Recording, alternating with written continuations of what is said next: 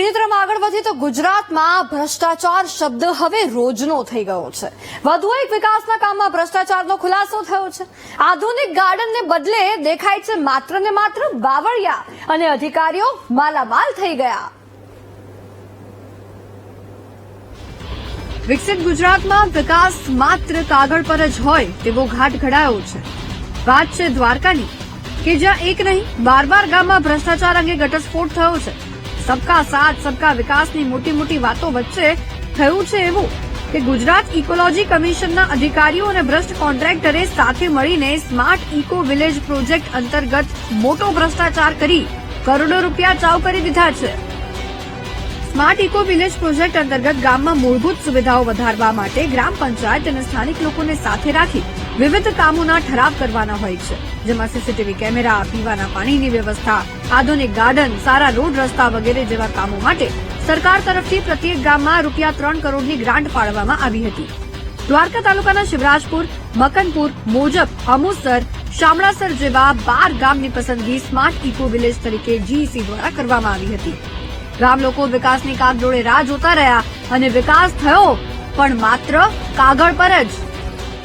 2019-20માં જે જીઈસી દ્વારા કામ કરવામાં આવ્યા ને ત્યારે અમારી માંગ ગાર્ડન બનાવવાની હતી અને અમારી રજૂઆત હતી કે આ ટુરિસ્ટ પોઈન્ટ છે, અહીંયા ગાર્ડન બનાવવામાં આવે તો ટુરિસ્ટ રોકાણ થાય અને ગામ લોકોને અને દુકાનદારોને ફાયદો મળી રહે।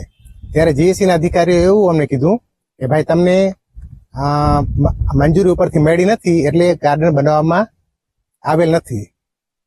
અને ત્યારબાદ અમારા જાગૃત નાગરિકો દ્વારા મારા ભાઈએ જે આરટીઆઈ કરી અને એમાં અમને ખબર પડી કે ભાઈ ગાર્ડન ને પણ બની ગયું છે, ખરેખર ગાર્ડન બન્યું નથી અહીંયા।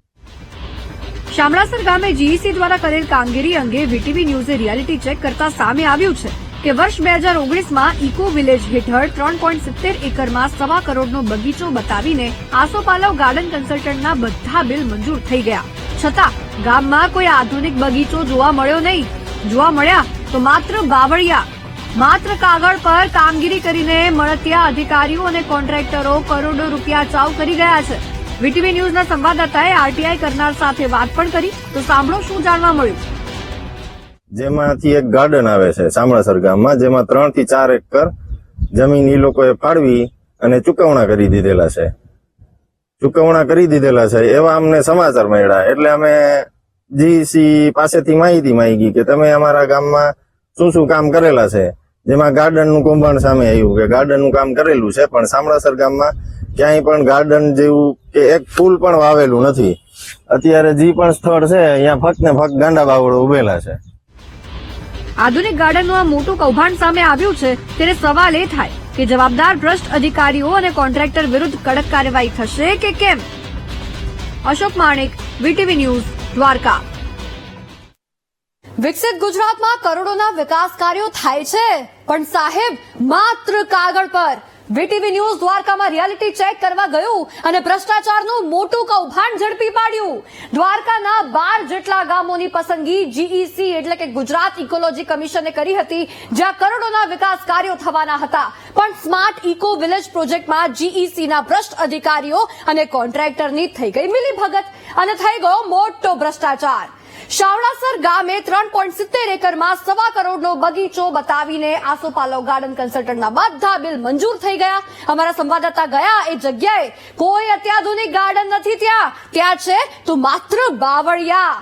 આરટીઆઈ કરનારને પૂછ્યું તો તેમણે કહ્યું બધું મંજૂર થઈ ગયું છે, ચૂકવણી થઈ ગઈ છે, પણ ભાઈ ગાર્ડન નથી મળ્યું અમને। ઇકોલોજી કમિશનના સત્તાધીશો દ્વારા 1 ઓક્ટોબર 2019ના રોજ મંજૂર કરેલી નોંધ મુજબ આસોપાલો એજન્સીને 30 દિવસમાં શામળાસર ખાતે બગીચો બનાવવાની કામગીરી પૂરી કરવા જણાવાયું હતું। કામ પૂરું કર્યાનું સર્ટિફિકેટ મંજૂરીના 13મા દિવસે રવિવારે એટલે કે રજાના દિવસે બનાવી દેવાયું હતું।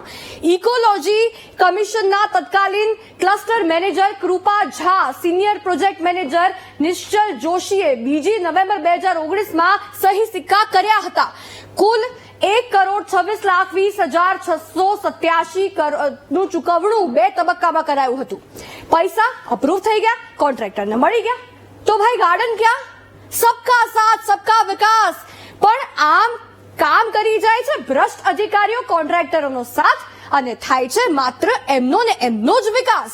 કારણ કે ગુજરાતમાં વિકાસ કાગળ પર તો ખૂબ છે. જમીની સ્તરે જાઓ નેતાઓ, જઈને જુઓ તમારી ફાળવેલી ગ્રાન્ટનો ઉપયોગ થયો છે કે નહીં. ખબર પડશે. નીકળો બહાર એસી ચેમ્બરમાંથી.